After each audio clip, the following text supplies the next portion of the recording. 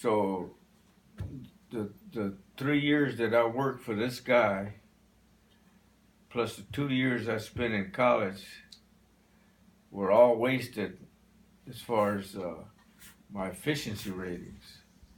So when I got it came up for my being promoted to major, I didn't have no efficiency ratings. They were all just so. Naturally, I went up twice and got passed over. Right. And it didn't bother me that it bothered me a lot then, but when I retired at 38, it didn't bother me one bit. Right. Because I got promoted in the reserves, so when I retired, that's the rank I took. See, Okay. so major. So I didn't make it. It didn't mean, even though they called me and said we can extend your 3 year, your 20 year. So will I get promoted? Will I be considered for promotion? Mm-hmm. Nope. Forget it. I'll go out here at 38, retired, lifetime retirement.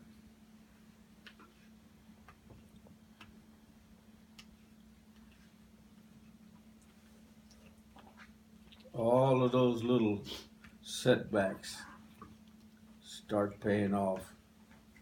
I didn't know it though. We sure have for you.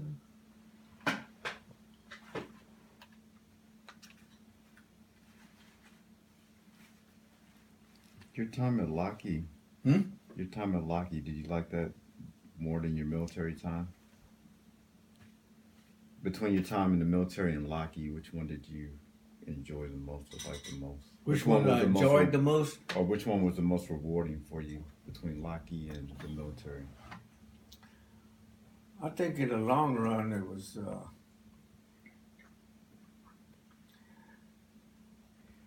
I'll tell you why I left Lockheed, because my job was as an engineer. My job kept getting smaller and more non-meaningful. In other words, I would, as an engineer, as you know, I'd find something that was leaking, Right. for instance, and I'd tell a person, I'd go up and tell my supervisor, well, we got to replace that component, because this is something we're gonna launch, and once it gets up there in space, forget it. Right. So it's got to work, and we're not going. If it's leaking, you got to take it off. That's all. Period. So I'd say replace this. This position, this discrepancy is replace. I'd come in the next day, and it was still sitting there. And I'd say, how come they haven't replaced that? Well, we got to get it approved. What are you going to approve? You know? So some guy that was generally here, working here as a technician, would go up to Sunnyvale and become an engineer. Mm-hmm. With no engineering experience, but he would become an engineer because that's the position he filled. And he would come back as my supervisor. Now, then he would come and say, for instance, a guy told me one time, says, we want to change your procedure to do this. I said, why? Well, it sounds better. I said, that's the last reason I would do it.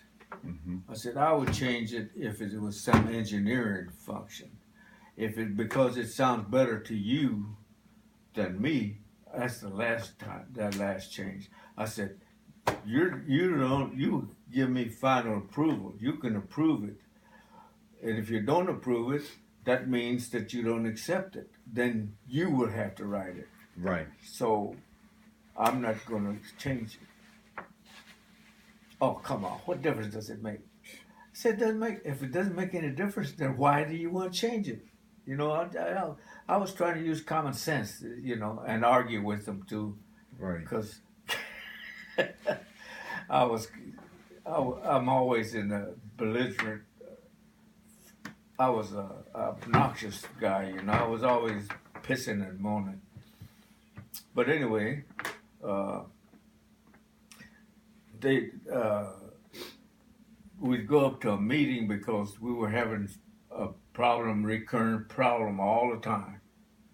So they would say they get a group of people that were working on this problem here in Sunnyvale and at the factory.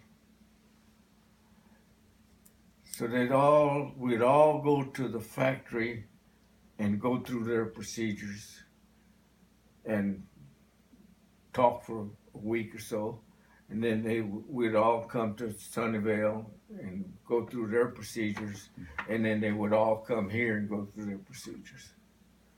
So it was a simple problem. They had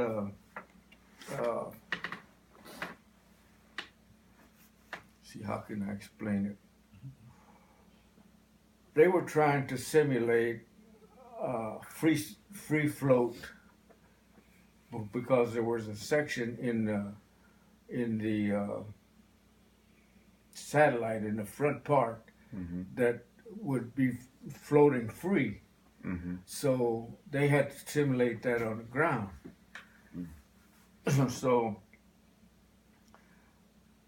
I was one of the witnesses of all the damn deals they were doing. But up there at Sunnyvale, they had rigged a contraption that was, see, now they were lifting a little section like this that was about that thick, and and it was supposed to float under the satellite. Okay. And so it weighed 247 pounds. I never will forget that. So they were picking it up right at the middle. And but they had 3 attachment points, so they would supposedly pick up 247 pounds from the middle of it.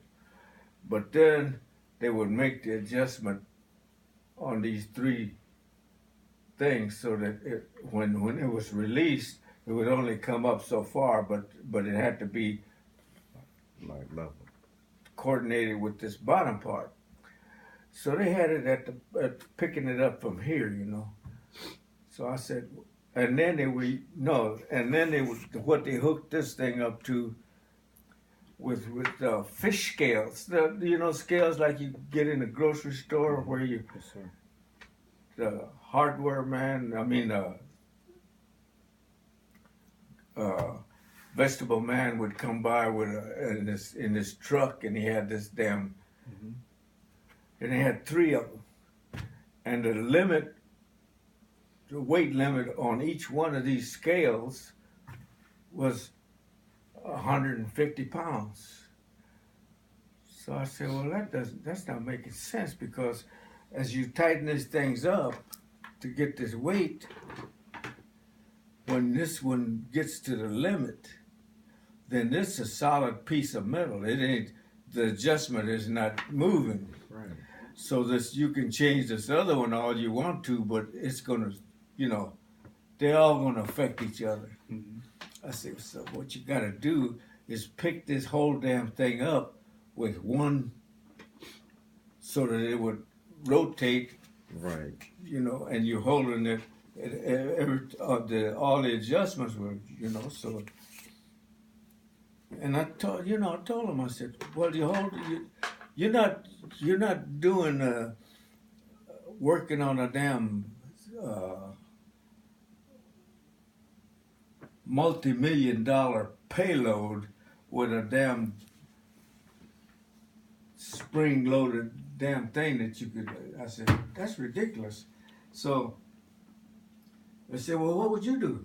I said, I'd get me a suspension system that was at one spot, so that you get movement everywhere. So He said, that's a good idea. We'll do that. Never fails. So I came back to the next meeting about 3 weeks later, 4 weeks later, new missile coming in.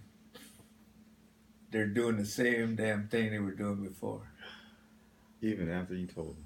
Yeah, I said, I thought you were going to change that and get us. And the guy says, well, if you do that, you're going to distort this. I said, distort what? This is a piece of metal. You can't distort it with 240 pounds that you're lifting up. He said, well, our engineer said that we would. I said, Your okay. unqualified engineer. Okay, I said, well, from now on, you can say that you're going to have that problem, the next missile and the next missile, and I can tell you exactly what the error is going to be when you get down to the base. Because see, at the base, we would align all three of these things together, and there was a limit. An allowable limit, and it was something like, it wasn't in degrees, it was in radians. So I said, oh shit. So that was that. It sucks. And another time I was in an argument up there, and I said, you know, we're not launching these damn missiles to put this little bubble in, little balloon in space, because they had some nut had decided that they had well, let me get back to the beginning.